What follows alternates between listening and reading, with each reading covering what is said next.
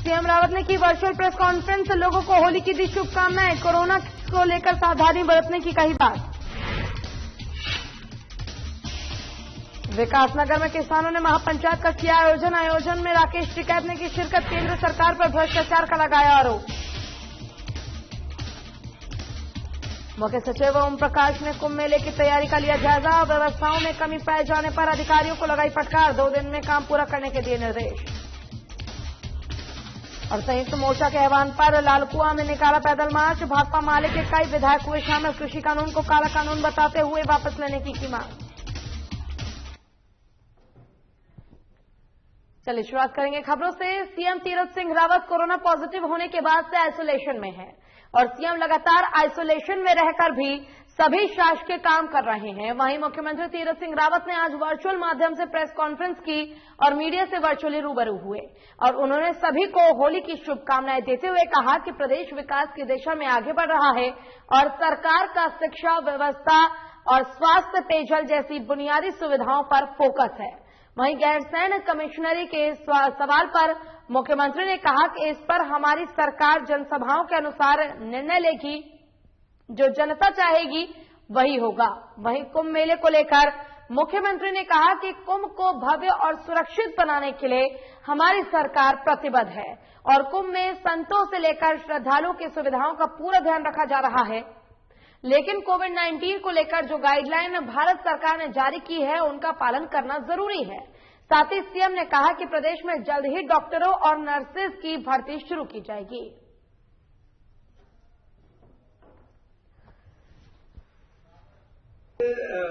अभी अलग बात है कि जिनको आंदोलन करना है उसको तो मैं कह नहीं सकता कि मत करो जो भी है, क्योंकि चुनाव भी नजदीक है, इसलिए सबको कुछ न कुछ मुद्दे इशू चाहिए होते हैं।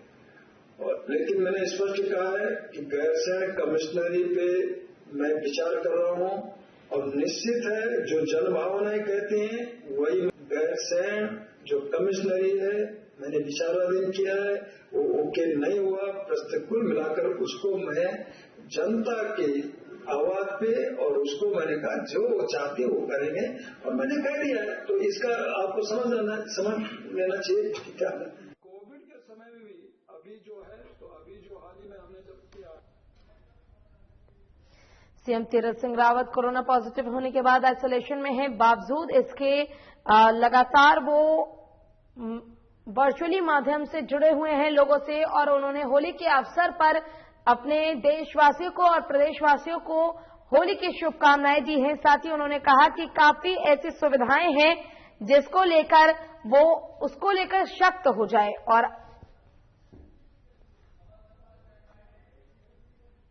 और इसी पर अधिक जानकारी के लिए हमारे साथ हमारे ब्यूरो चीफ कमल शर्मा जी फोन लाइन पर जुड़ गए हैं।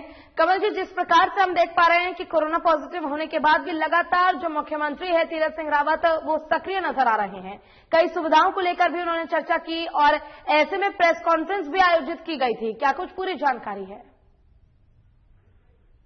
हाँ पूजा, सबसे बड़ी बात आज राज्य के मुख्यमंत्री हैं, उन्होंने आज वर्चुअल रूप से माध्यम, क्योंकि लगातार वो आइसोलेशन में है और अभी उनका स्वास्थ्य ठीक है पर लगातार मीटिंगें भी कर रहे हैं। आज उन्हें पत्रकारों से भी वर्चुअल के माध्यम से आज उन्होंने अपनी बातें साझा करी और उन्होंने स्पष्ट रूप से कहा, उन्होंने कहा सबसे बड़ा जो हमारी प्राथमिकता है कि जो कुंभ मेला है जो 12 साल बाद आता है और ये हमारा सौभाग्य है कि इस बार ये हमारे प्रदेश हरिद्वार में महाकुंभ पड़ा है, हम इसको कैसे सुरक्षित, दिव्य और भव्य बनाएं, ये हमारी सबसे बड़ी प्राथमिकता है। तो उन्होंने कहा कि जितने भी लोग हैं यहाँ पर आए, लेकिन जो भारत सरकार की गाइडलाइन है उसका पूरे तरीके से पालन किया जाएगा और किसी को बेवजह परेशान नहीं किया जाएगा, रोकना नहीं जाएगा। और सबसे बड़ी बात, सरकार कैसे लोग या लाए, कैसे चीज करे, उनके लिए पूरी व्यवस्था कर रही है और उसका यही मकसद है यहाँ पर लोग आए और इस महाकुंभ में आकर हरिद्वार हर की पौड़ी में आस्था की डुबकी लगाए। बिल्कुल कमल जी, जैसा आपने बताया कि कोरोना काल है और सबसे बड़ी चुनौती इस बार यही होगी कि जिस प्रकार से कुंभ मेले का आयोजन किया जाना है, तमाम श्रद्धालु आएंगे, भीड़ होगी। ऐसे में कोरोना काल के दौरान इस भीड़ को कैसे नियंत्रण किया जाए, इसको लेकर आखिर क्या कुछ निर्देश दिए गए हैं मुख्यमंत्री की तरफ से? अगर बात करें तो पूजा, लगातार इस चीज को लेकर मुख्यमंत्री लगातार मॉनिटरिंग करते हैं, देखते रहते हैं। तो हमने यही कहा है, उन्होंने कहा कि पहले तो ऐसा नहीं था, लेकिन अब पिछले कई दिनों से यहाँ पर जो है केसेज लगातार बढ़ रहे हैं। कुछ उत्तराखंड में भी थोड़ी बहुत इजाफा हुआ है, पर इसके लिए राज्य सरकार जो है पूरी तरह तैयार है। यहाँ पर हर चीज की व्यवस्थाएं हैं। देखा जाए तो हमने मेडिकल को और सुदृढ़ किया गया है कि हमने हॉस्पिटल्स बनाए हैं, वेंटिलेटर की व्यवस्था करी है, ऑक्सीजन बेड की व्यवस्था करी है, तो कई चीजें करी है। उन्होंने कहा कि लगभग 400 लोगों का स्टाफ भी और बढ़ाया जा रहा है, ये भी तत्काल प्रभाव से इसका अमल लाया जाएगा। तो उन्होंने कहा कि ये चीज नहीं है, सरकार पूरी तैयार है, लेकिन किसी यात्री को, किसी बाहर पर्यटक को बेवजह परेशान नहीं किया जाएगा, क्योंकि ये एक आस्था से जुड़ा प्रश्न है। यहाँ पर लोग आए और क्योंकि जो गाइडलाइन तय की गई थी यहाँ भारत सरकार की, यहाँ जो भी आएगा उसका टैक्स किया जाए और उसको देखा जाए, और जो वैक्सीन लगा के आ रहे हैं उनको बिल्कुल भी ना रोका जाए। तो इस चीज को उन्होंने देखते हुए कहा, उन्होंने कहा बहुत बड़ी हमारी जो प्राथमिकता है इसको भव्य, सुंदर और दिव्य बनाया जाए, इसके लिए लगातार सरकार प्रयासरत है।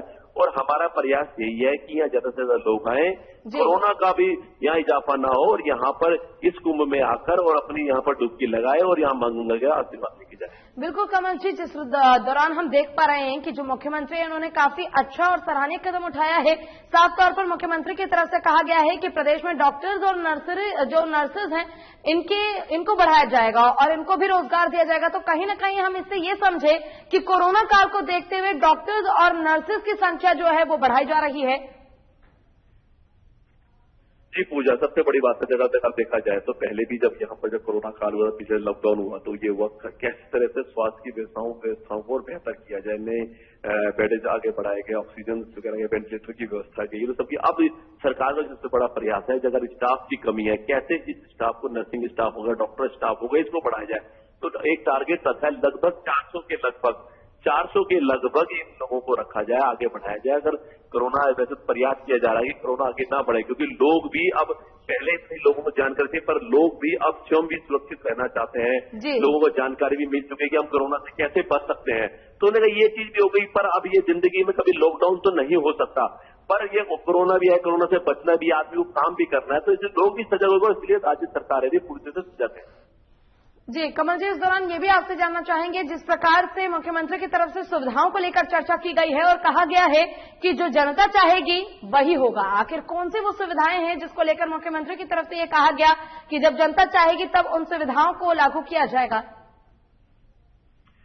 सबसे बड़ी बात अगर बात करें तो कहीं यहाँ पर ऐसी चीजें थी तो मुख्यमंत्री ने स्पष्ट रूप से कहा था, उन्होंने कहा जो भी है राज्य सरकार जो है ये जो निर्णय लेगी वो जनता की भावना के अनुरूप लेगी। मतलब जिस निर्णय में जनता साथ होगी तो राज्य सरकार है उसको निर्णय बेहतर तरीके से लेगी और जल्दी से जल्दी लेगी। अगर अभी पीछे कहें तो एक जो यहाँ पर गैरसैंड को जो कमिटी बनाने का जो ऐलान किया गया था उस पर कहीं ना कहीं विरोध उठा था। जब पत्रकारों ने से पूछा गया कि अब आपने इसे कहा था, इसे विचार किया जाए, क्या निर्णय लिया गया, तो उन्होंने कहा कि इसके लिए समिति बनाई है, सरकार विचार विमर्श कर रही है और जनता के अनुरूप, जनता से राय ली जाएगी और जो जनता के अनुरूप कार्य होंगे, जनता जो डिसीजन चाहेगी उसके अनुसार ही राज्य सरकार निर्णय लेगी और जनता की भावना के रूप ही राज्य सरकार अब काम करेगी। ऐसा नहीं है कि राज्य सरकारों ने काम कर दिया उसका विरोध हो रहा है तो वो चीज नहीं होगा। तो उन्होंने कहा कि जो जनमानस चीजों के साथ होगा राज्य सरकारें भी उसमें बढ़ चढ़कर उसको आगे कार्य करेंगी। बिल्कुल कमल जी, जिस प्रकार से लगातार मुख्यमंत्री तीरथ सिंह रावत जो है वर्चुअली लोगों से संवाद करने की कोशिश कर रहे हैं, अधिकारियों को निर्देश दे रहे हैं और कुंभ मेला एक काफी बड़ा चुनौती बना हुआ है, उसको लेकर भी वो लगातार मॉनिटरिंग कर रहे हैं। ऐसे में आपसे ये जानना चाहेंगे कि जिस तरीके से वो फिलहाल कोरोना पॉजिटिव पाए गए हैं, क्वारंटीन है वो खुद अभी फिलहाल, और ऐसे में आपसे ये जानना चाहेंगे कि फिलहाल उनकी क्या स्थिति है? अगर बात करें तो पूजा सबसे बड़ी बात है, आज हम खुद लोग वहां पर उनके विजुअल से जुड़े हैं, जो उन्होंने स्थिति देखी है। लगभग उन्होंने हमारे आधे से पौना घंटा उन्होंने लगातार हमारी बात करी है और जो हमने सवाल पूछे उसका उन्होंने जवाब दिया है। बिल्कुल पहले से स्वस्थ हैं वो, ठीक है, अभी ऐसी कोई प्रॉब्लम नहीं है, पर डॉक्टर हर 4 से 5 घंटे में उसका डेली चेकअप कर रहे हैं और वो ऐसा जो जिस हिसाब से हमने देखा, जिस हिसाब से हमने बात करी है तो उसका स्वास्थ्य ठीक है, कि ऐसा कुछ नहीं है कि कोई ज्यादा प्रॉब्लम हो, पर वो बेहतर है, पर वो अपने स्वास्थ्य का ध्यान रख रहे हैं। डॉक्टर्स भी लगातार उनकी निगरानी में है और डॉक्टर भी हर चीज देख रहे हैं। और अभी तक अगर देखा जाए तो पिछले लगभग मान के जब से वो आइसोलेशन में गए हैं, कोरोना पॉजिटिव पाए गए थे, तब से लगातार शाम को 3 से 4 मीटिंगें लगातार कर रहे हैं, पर उसके बावजूद भी अगर देखने में आया है कि मुख्यमंत्री स्वस्थ हैं और फिर भी अपने स्वास्थ्य की देखरेख कर रहे हैं। और सबसे बड़ी बात मैंने आपको बताया कि जो उनके डॉक्टर्स हैं लगातार 4 से 5 घंटे में लगातार उनका चेकअप किया जा रहा है और डॉक्टरों के अनुसार अभी भी जो स्थिति है वो पूरी तरह से नियंत्रण में। बिल्कुल कमल जी, काफी अच्छी बात है कि आइसोलेशन में रहने के बावजूद भी मुख्यमंत्री तीरथ सिंह रावत जो है वो जनता के पक्ष में काम कर रहे हैं, लगातार आगे भी निरंतर करते रहेंगे और कुंभ मेले को लेकर काफी ज्यादा सक्रिय नजर आ रहे हैं। अब देखना ये होगा कि आखिर किस प्रकार से तैयारियां की जाती है और आगे क्या कुछ देखने को मिलेगा कुंभ मेले में। आपका बहुत बहुत शुक्रिया तमाम जानकारी के लिए। और उत्तराखंड शिक्षा विभाग से बड़ी खबर आई है। आपको बता दें कि उत्तराखंड शिक्षा विभाग से बड़ी खबर, शिक्षा सचिव मीनाक्षी सुंदरम ने आदेश किया जारी। 15 अप्रैल से 6 से 9 तक की कक्षाओं का नए सत्र शुरू करने के आदेश जारी किए गए हैं। शिक्षा सचिव ने 14 अप्रैल तक गृह परीक्षाएं संपन्न कराने के दिए निर्देश। शिक्षा मंत्री ने अधिकारियों को 15 अप्रैल से नया शैक्षणिक सत्र शुरू करने के निर्देश दिए थे। ये बड़ी खबर आपको बता रहे हैं, जहां पर उत्तराखंड शिक्षा विभाग ने फैसला लिया है। शिक्षा सचिव मीनाक्षी सुंदरम ने आदेश किया जारी। 15 अप्रैल से 6ठी से 9वीं तक की कक्षाओं का नए सत्र की शुरुआत हो जाएगी। शिक्षा सचिव ने 14 अप्रैल तक गृह परीक्षाएं संपन्न कराने के निर्देश दिए हैं। शिक्षा मंत्री ने अधिकारियों को 15 अप्रैल से नए शैक्षणिक सत्र शुरू करने के निर्देश दिए थे।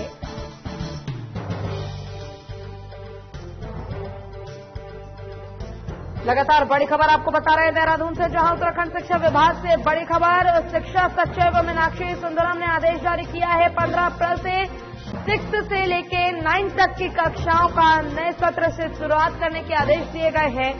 शिक्षा सचिव ने 14 अप्रैल तक गृह परीक्षाएं संपन्न कराने के निर्देश दिए हैं। शिक्षा मंत्री ने अधिकारियों को 15 अप्रैल के नया शैक्षणिक सत्र शुरू करने के भी निर्देश दिए हैं। और इसी पर अधिक जानकारी के लिए हमारे साथ हमारे संवाददाता विकास साहब फोन लाइन पर जुड़ गए हैं। विकास, जिस प्रकार से शिक्षा विभाग की तरफ से अब ये नया आदेश जारी किया गया है, इसको लेकर पूरी जानकारी क्या है? जी पूजा, बिल्कुल। आज जो है जो शिक्षा सचिव हैं मीनाक्षी सुंदरम, उन्होंने आदेश जारी कर दिया है। जो नया शैक्षणिक सत्र है वो 15 अप्रैल से अब शुरू होगा। जो कक्षा 6 से और 9वीं तक की जितनी भी कक्षाएं हैं उनका शैक्षिक सत्र जो है 15 अप्रैल से शुरू किया जाएगा। इसको लेकर आज आदेश जारी कर दिया है शिक्षा सचिव ने। और सबसे बड़ी बात है कि 2 दिन पूर्व जो एक बैठक हुई थी, शिक्षा मंत्री उसमें शामिल थे और तमाम जितने भी जो शिक्षा विभाग के जो आला अधिकारी हैं वो सभी वहां पर उपस्थित थे। उस दौरान जो शिक्षा मंत्री है अरविंद पांडे, उन्होंने निर्देशित किया था सभी अधिकारियों की कि कोविड के दौरान जो है काफी बच्चों की, छात्रों की काफी प्रभावित हुई है पढ़ाई, तो इसमें ज्यादा विलंब न किया जाए और जल्द से जल्द इस 15 अप्रैल तक उन्होंने जो है नया शैक्षणिक सत्र प्रारंभ करने के निर्देश दिए थे। और उसी के अनुरूप आज जो शिक्षा सचिव हैं मीनाक्षी सुंदरम, उन्होंने आदेश जारी कर दिया और सभी को भी निर्देशित किया है कि जो गृह परीक्षाएं हैं छात्रों की कक्षा 6 से लेकर 9वीं तक की जितनी भी परीक्षाएं हैं, गृह परीक्षाएं, उनको 14 अप्रैल तक पूर्ण कर दिया जाए। और दूसरी सबसे बड़ी बात तो है कि इसमें ये भी है कि जो 1 से लेकर 5वीं तक के जो बच्चे हैं, जो काफी लंबे समय से जो स्कूल नहीं खुल पाए हैं, उनको लिए भी इन आदेश में साफ तौर पर कहा गया है कि जो बच्चे हैं उनको ग्रेडिंग करके दूसरी क्लास में जो है पास करा के उसके दूसरी कक्षा में प्रवेश किया जाएगा, प्रमोट किया जाएगा ग्रेडिंग के माध्यम से।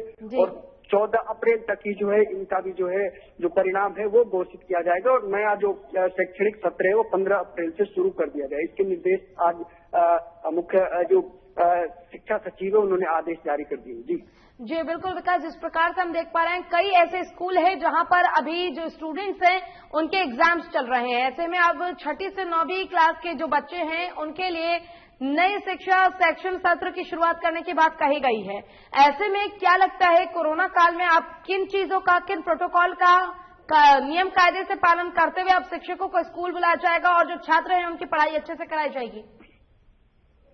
बिल्कुल पूजा, जिस तरीके से यहाँ पर अगर उत्तराखंड की बात करें तो 6 से लेकर 12वीं तक के पूरे स्कूल खुल चुके हैं और जो 6 से लेकर 11वीं तक के जो बच्चे हैं, जो छात्र हैं, उनका जो है बीते फरवरी माह में जो है स्कूल खुल चुके हैं। पूरी जो कोविड की स्थिति है, जो कोविड के मानक है, उनको जो स्कूल प्रबंध है उनको वहाँ पर शिक्षा विभाग की ओर से जो शिक्षा सचिव हैं उनकी तरफ से निर्देशित किया गया है और हर विद्यालय में एक नोडल अधिकारी नियुक्त करने को गया। तो जो भी जितनी जो कोविड के मानक है, जो SOP में कहा गया है, छात्रों को बिना मास्क के स्कूल में एंट्री नहीं होगी, सैनिटाइजर उनको अपने पास रखना होगा। तमाम जितनी जो कोविड के जो नियम है उनको सभी छात्रों को पालन करना होगा और उसी दौरान सबका जो स्कूल में प्रवेश दिया जाएगा। जी 15 अप्रैल से ही जो सत्र है उसकी शुरुआत करने की बात कही गई है, तो ऐसे में अब तक कितनी तैयारी कर ली गई है, क्योंकि 15 अप्रैल अब ज्यादा दूर नहीं है विकास? बिल्कुल पूजा, आपने ठीक कहा है। 15 अप्रैल अब बहुत जल्दी ही जो है शैक्षणिक सत्र शुरू हो जाएगा, तो इसको लेकर शिक्षा विभाग हो, तमाम जो शिक्षा मंत्री ने खुद निर्देशित किया है कि जो तमाम व्यवस्थाएं हैं वो दुरुस्त की जाए, क्योंकि लंबे समय से कोविड काल के दौरान जो छात्र हैं उनकी काफी प्रभावित हुई है पढ़ाई, तो उसको देखते हुए छात्रों के हित को देखते हुए राज्य सरकार हो या शिक्षा मंत्री हो, तमाम तैयारियां पूरी करने को अधिकारियों को निर्देशित किया है। और दूसरी सबसे बड़ी बात, एक चुनौती राज्य सरकार के लिए ये भी है पूजा इसमें कि जिस तरीके से मामले बढ़ते जा रहे हैं प्रदेश में और साथ साथ में उत्तराखंड राज्य में भी धीरे धीरे अब आंकड़ा जो है बढ़ता जा रहा है, तो इसको लेकर भी राज्य सरकार सचेत है और अधिकारियों को भी, जो शिक्षा विभाग के जो अधिकारी उनको निर्देशित किया है कि तमाम जितनी कोविड की जो गाइडलाइन है, जो SOP में जो नियम है उनका पालन कराया जाए। जी विकास, अब देखना यही होगा कि 15 अप्रैल से जो नए सत्र की शुरुआत होनी है, आखिर इसको कैसे शुरू करता है सरकार और शिक्षा विभाग की तरफ से कैसे शुरुआत की जाएगी। आपका बहुत बहुत शुक्रिया तमाम जानकारी के लिए। और विकासनगर के हरवटपुर में किसानों ने महापंचायत का आयोजन किया, जिसमें मुख्य अतिथि के रूप में राकेश टिकैत पहुंचे और राकेश टिकैत का गढ़वाली टोपी पहनाकर स्वागत किया गया।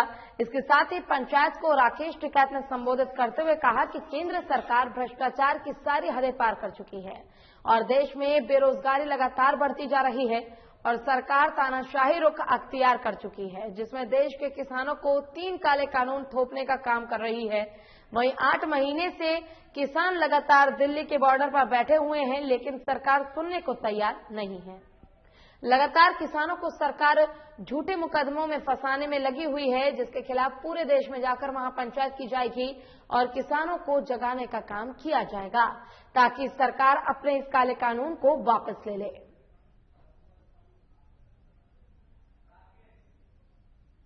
कम पे कोई इनके फसल नहीं बिकेगी। प्रधानमंत्री ने कह रखा है कि मंडी के बाहर आपको जहां रेट ठीक मिला वहां बेच लो, तो अपनी फसल बेचेगा ये डीएम के ऑफिस में, थानों में, SSP के ऑफिस में, SDM के ऑफिस में और विधानसभा पे। इससे बढ़िया जगह तो है ही नहीं कहीं। राकेश जी, आंदोलन 8 महीने और खींचने की बात कर रहे हैं आप? हाँ, लंबा चलेगा आंदोलन। और किसान संयुक्त मोर्चा ने कृषि कानून के विरोध में आज लालकुआं में भी भाकपा माले के कार्यकर्ताओं ने एकजुट होकर संयुक्त रूप से भारत बंद को सफल बनाने के लिए नगर में केंद्र सरकार के खिलाफ जुलूस प्रदर्शन करते हुए पैदल मार्च निकाला। बता दें कि जुलूस बिंदु खत्ता में से लालकुआं के मुख्य मार्ग पर होता हुआ तिराहे स्टेशन पर खत्म हुआ। वहीं इस दौरान प्रदर्शनकारियों ने नुक्कड़ सभा करते हुए मोदी सरकार के 3 कृषि कानून को काला कानून बताते हुए वापस लिए जाने की मांग की। वहीं इस दौरान भाकपा माले के जिला सचिव कैलाश पांडे ने कहा कि मोदी सरकार ने जो 3 कृषि कानून बनाए हैं, भाकपा माले और उसके सहयोगी संगठन इसका कड़ा विरोध करते हैं।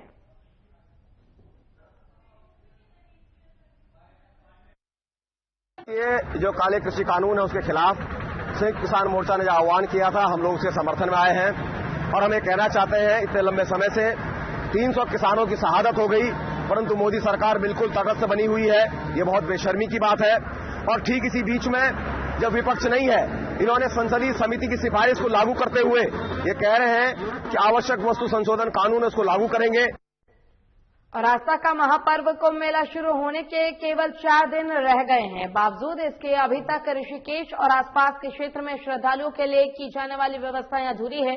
इसका खुलासा खुद उत्तराखंड के मुख्य सचिव ओम प्रकाश ने निरीक्षण के बाद किया।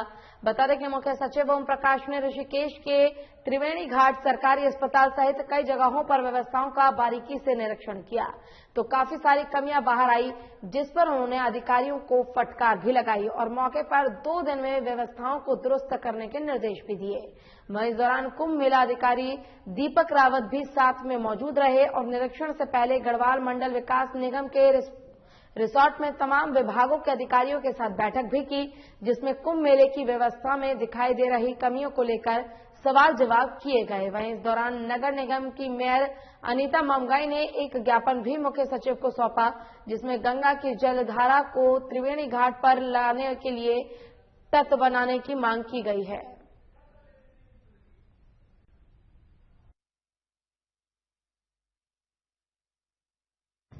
पक्ष है, थोड़ी बहुत खामियां हैं तो उसके लिए मैंने निर्देश दे दिए हैं। जैसे लक्ष्मण झूला में सीढ़ियों पर रेलिंग लगानी है, उसके बाद महिलाओं के कपड़े बदलने के लिए स्थान कई जगह करने हैं, कई जगह शौचालय करने हैं और कई जगह जो है खासतौर पे जो पौड़ी में चौक में वहाँ चेन वगैरह नहीं लगी हुई है तो चेन्स लगाना है, रेलिंग लगाना है, तो इस तरह के व्यवस्थाएं कर रहे हैं। सर, अधिकारियों से बात हुई है, कई अधिकारी तैयारी के साथ में नहीं है, इसके लिए कुछ पता था आप आगे भी बैठेंगे, कुछ अधिकारी तैयारी के साथ नहीं है, आपकी मीटिंग ली आपने? नहीं, मीटिंग मैंने नहीं ली थी, मेरा यह था कि जाके मैंने ली। और कृषि बिल के विरोध में लेकर किसान नेताओं ने आज नगर में जुलूस निकाला। वहीं इस दौरान किसानों और व्यापारी नेताओं ने चौराहे पर सांकेतिक चक्का जाम किया। वहीं भारतीय किसान यूनियन के प्रदेश उपाध्यक्ष प्रताप सिंह ने कहा कि व्यापारियों को किसानों का भरपूर समर्थन मिल रहा है। साथ ही उन्होंने ये भी बताया कि केंद्र सरकार किसानों पर जबरन कृषि कानून को थोपकर किसानों का उत्पीड़न कर रही है और कृषि कानून का असर व्यापारियों के साथ साथ देश के सभी लोगों पर पड़ेगा।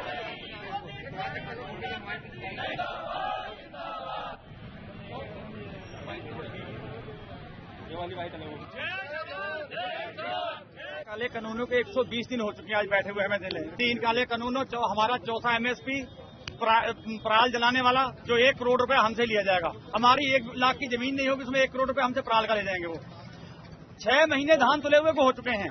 बंशीधर भगत जी यहाँ आके कहते हैं कि धान का पैसा नहीं दिया जाएगा, लिया जाए तो ले लो। किसके पास जाएं? अगर सड़क पे नहीं उतरे तो किसी भाजपाई के पास जाएं, किसके पास जाएं?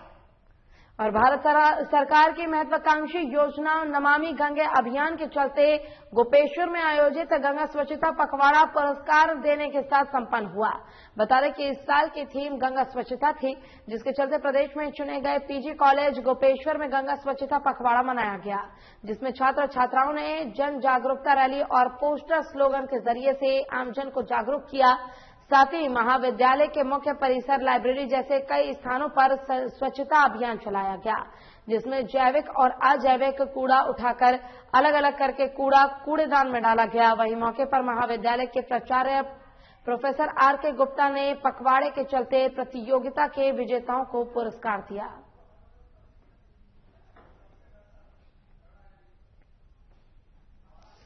भारत सरकार की महत्वाकांक्षी योजना नमामि गंगे अभियान के चलते गोपेश्वर में आयोजित गंगा स्वच्छता पखवाड़ा पुरस्कार देने के साथ संपन्न किया गया है। ये कार्यक्रम बता दें कि इस साल की थीम गंगा स्वच्छता थी, जिसके चलते प्रदेश में चुने गए पीजी कॉलेज गोपेश्वर में गंगा स्वच्छता पखवाड़ा मनाया गया, जिसमें छात्र छात्राओं ने जन जागरूकता रैली और पोस्टर स्लोगन के जरिए से आमजन को जागरूक किया। साथ ही महाविद्यालय के मुख्य परिसर, लाइब्रेरी जैसी कई स्थानों पर स्वच्छता अभियान चलाया गया, जिसमें जैविक और अजैविक कूड़ा उठाकर अलग अलग करके कूड़ेदान में डाला गया। वहीं मौके पर महाविद्यालय के प्राचार्य प्रोफेसर आर.के. गुप्ता ने पखवाड़े के चलते प्रतियोगिता के विजेताओं को पुरस्कार दिया।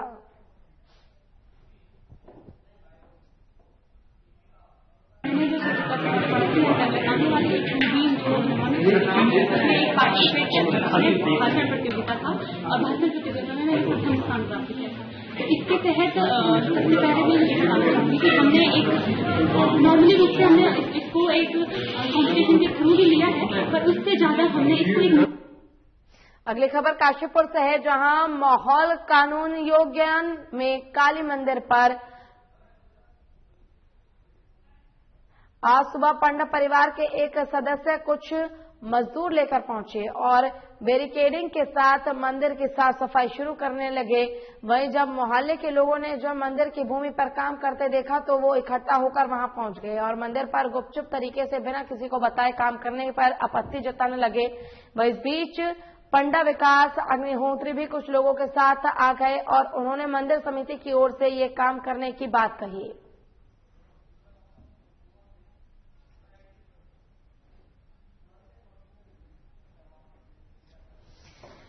खबर काशीपुर से है, जहां मोहल्ला कानून ज्ञान में काली मंदिर पर आज सुबह पंडा परिवार के एक सदस्य कुछ मजदूर लेकर पहुंचे और बैरिकेडिंग के साथ मंदिर की साफ सफाई शुरू कर दी। वहीं जब मोहल्ले के लोगों ने मंदिर की भूमि पर काम करता देखा तो वो इकट्ठा होकर वहां पहुंच गए और मंदिर पर गुपचुप तरीके से बिना किसी को बताए काम करने की आपत्ति जताई है। वहीं इस बीच पंडा विकास अग्निहोत्री भी कुछ लोगों के साथ आ गए और उन्होंने मंदिर समिति की ओर से ये काम करने की बात कही। चलिए इसी के साथ फिलहाल के इस बुलेटिन में बस इतना ही। खबरों का सिलसिला लगातार